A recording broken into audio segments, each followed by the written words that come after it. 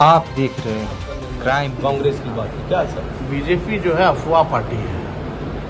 BJP का मतलब ही है बड़का झूठा पार्टी। ये केवल जनता को झूठ बोल करके भ्रमित करके अपनी राजनीति को सेकने का काम करते हैं। राहुल गांधी कई बार कह चुके हैं कि वो जातीय जनगणना कराएंगे, आरक्षण को ख़त्म नहीं होने देंगे, संविधान को ख़त्म नहीं होने देंगे।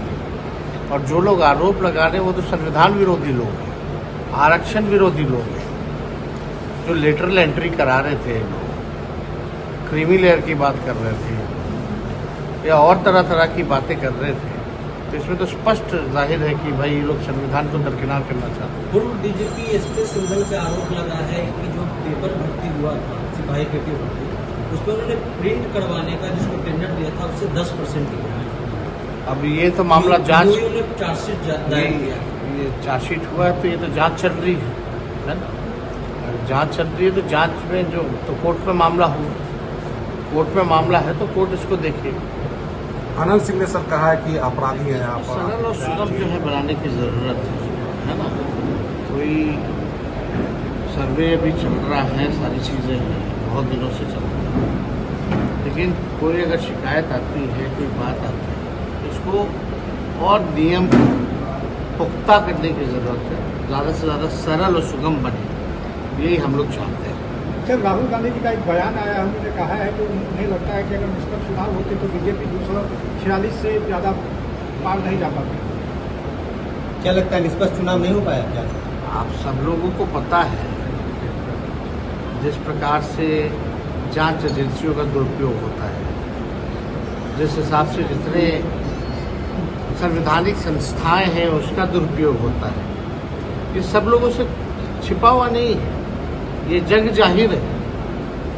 आप बीजेपी के खिलाफ लड़िएगा तो आपके सारे एजेंसियां पीछे पड़ेंगी, आपको दबाएंगे, आपको बदनाम करेंगे। लेकिन बीजेपी के साथ रहिएगा तो आप जो है दोषमुक्त हो जाइएगा, आपका सारा पाप धुल जाता है।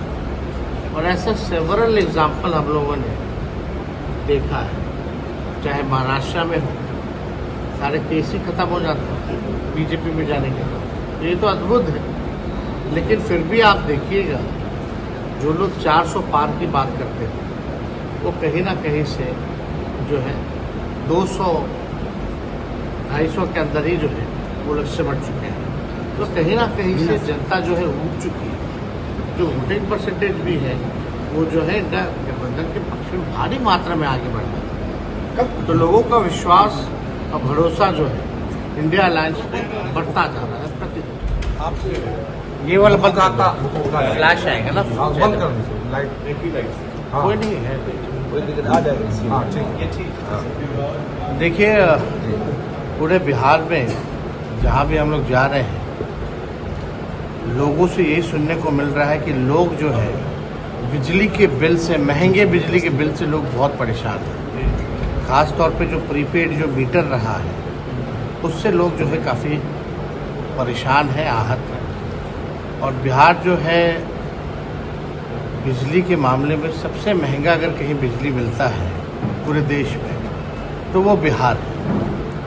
और हम बताना चाहेंगे कि हम लोग नया बिहार बनाना चाहते हैं, नई सोच के साथ बिहार के लोगों को आगे ले जाना चाहते हैं।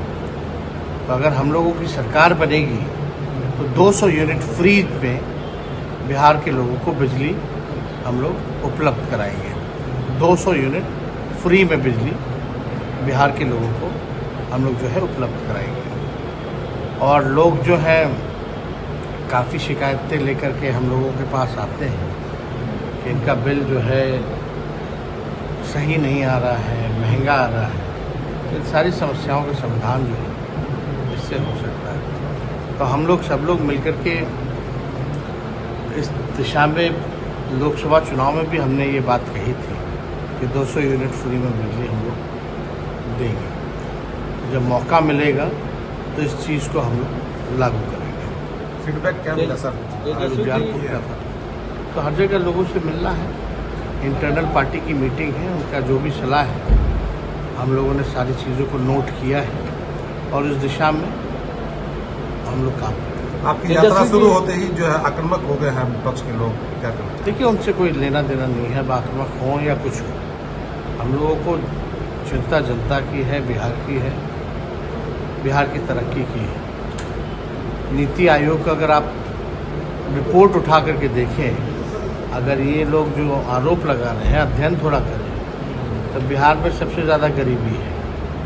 प्रति आय व्यक्ति जो है उसमें बिहार सबसे पीछे राज्य में है। आप देखिएगा, पलायन के मामले में आगे है। केंद्र सरकार ने तो खुद 3 करोड़ स्वीकार किया कि बिहार के लोग जो हैं 3 करोड़ की संख्या में, और वो तब है जो रजिस्टर्ड होंगे, या अंदाज़ा तो 4-5 करोड़ भी हो सकते हैं। तो बिहार में जिस प्रकार से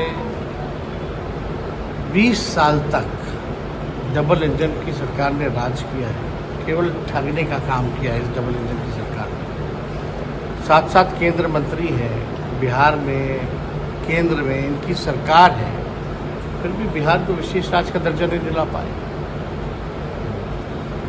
और केंद्र सरकार ने तो खुलेआम मना कर दिया कि बिहार को हम कोई मदद नहीं करेंगे, बल्कि बिहार की ही बदौलत जो है ये सरकार चल रही है। तो बिहार के साथ जो सौतेला व्यवहार किया जा रहा है, बिहार की जनता इसको देख रही है। राहुल गांधी जी जहाँ भी हम लोग जा रहे हैं, लोगों से यही सुनने को मिल रहा है कि लोग जो है बिजली के बिल से, महंगे बिजली के बिल से लोग बहुत परेशान हैं। ख़ास तौर पे जो प्रीपेड जो मीटर रहा है उससे लोग जो है काफ़ी परेशान हैं, आहत हैं। और बिहार जो है बिजली के मामले में सबसे महंगा अगर कहीं बिजली मिलता है पूरे देश में, तो वो बिहार है। और हम बताना चाहेंगे कि हम लोग नया बिहार बनाना चाहते हैं, नई सोच के साथ बिहार के लोगों को आगे ले जाना चाहते हैं। तो अगर हम लोगों की सरकार बनेगी तो 200 यूनिट फ्री में बिहार के लोगों को बिजली हम लोग उपलब्ध कराएंगे। 200 यूनिट फ्री में बिजली बिहार के लोगों को हम लोग जो है उपलब्ध कराएंगे।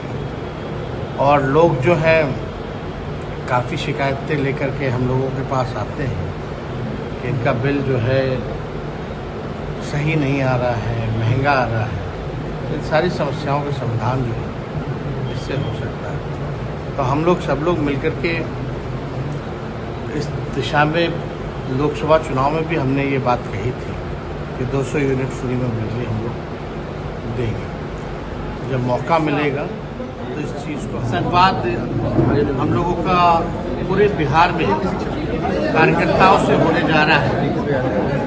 और पहला जो कार्यक्रम है कार्यकर्ताओं से दर्शन और संवाद का, वो समस्तीपुर की धरती से रखा गया है।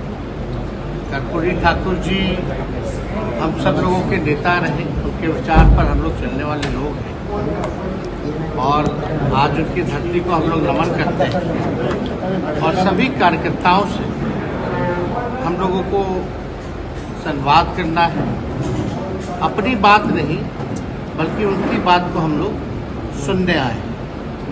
हम लोगों की कोशिश है कि कार्यकर्ताओं से मिलकर के जो ज़मीनी हकीकत है, ख़ास तौर पे जो बिहार के लोगों की जो ज़मीनी जो समस्याएं हैं, उसको और अच्छे तरीके से हम लोग जाने, पहचाने, ताकि बेहतर आपको जो रिपोर्ट जो मिलता है बिहार की स्थिति क्या है, बिहार के लोगों की स्थिति क्या है, समस्या क्या है, जो ज़मीन पे जो कार्यकर्ता रहता है उससे बेहतर कोई जानता नहीं।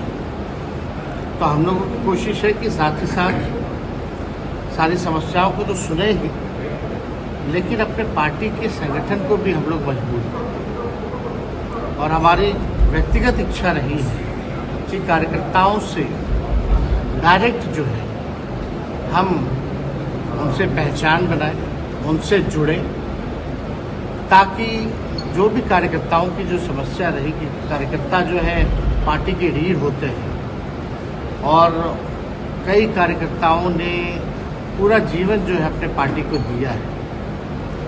तो मेरा फर्ज बनता है कि उनकी बात को सुने, उनसे जुड़े, उनको सम्मान हम लोग देने का काम करें।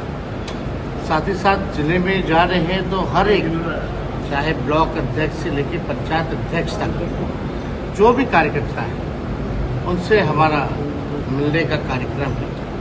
तो इसी सिलसिले में हम लोग जो है पूरे बिहार जो है हम लोग घूमेंगे और पहला जो चरण है वो समस्तीपुर है, इसके बाद दरभंगा, मधुबनी और मुजफ्फरपुर। उसके बाद आप लोग जान रहे हैं कि नवरात्र आता है, तो उसके बाद जो है कार्यक्रम जो होगा सेकेंड फेज वो चालू रहेगी। तो आज इसी सिलसिले में हम लोग समस्तीपुर पहुँचे हैं और आप सब लोग यहाँ आए हैं। आप लोग जान रहे हैं कि बिहार में सबसे ज़्यादा बेरोजगारी है, गरीबी है, प्रति आय व्यक्ति जो है वो सबसे कम है, या किसानों की जो आय है वो पूरे देश में वो सबसे कम है। लगभग 94 लाख लोग जो परिवार जो है बिहार में गरीबी रेखा के नीचे जो है पाए गए हैं। और हम लोगों ने जब महागठबंधन सरकार था तो उसमें जाति आधारित गणना के साथ साथ हर एक व्यक्ति की परिवार की क्या स्थिति है, कौन कितना पढ़ा लिखा है, किसका कितना आय है,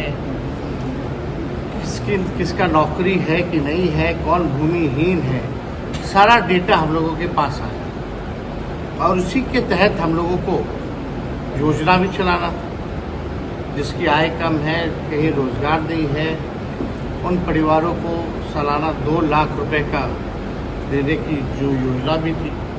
भूमिहीन को 1 लाख रुपए, घर बनाने के लिए 1,20,000, ये सारा योजना हम लोगों का तैयार था। और उसी हिसाब से हम लोगों ने आरक्षण भी बढ़ाने का काम किया, जो देश भर में सबसे ज़्यादा पिछड़े, अति पिछड़े, दलित और आदिवासियों का 65% हम लोगों ने बढ़ाया और 10% एज इट इज EWS का हम लोगों ने रखा।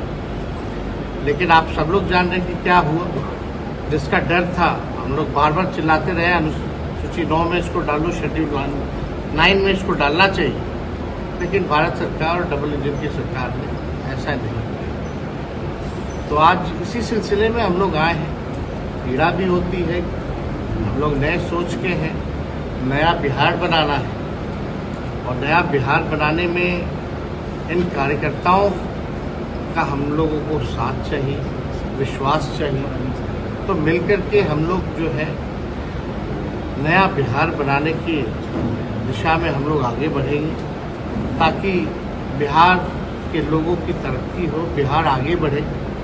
पलायन बहुत बड़ा बिहार का इशू रहा है।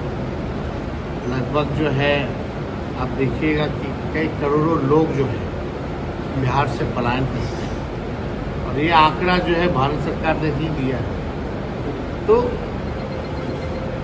इस दिशा में हम लोग जो है उन गरीबों को, जिनको हम लोगों ने चिन्हित किया है सर्वे द्वारा, उनके लिए हम क्या कर सकते हैं आगे, ये सारे विषयों पर हम लोग काम करें। बिहार में सर सर्वे भी शुरू हो गया है।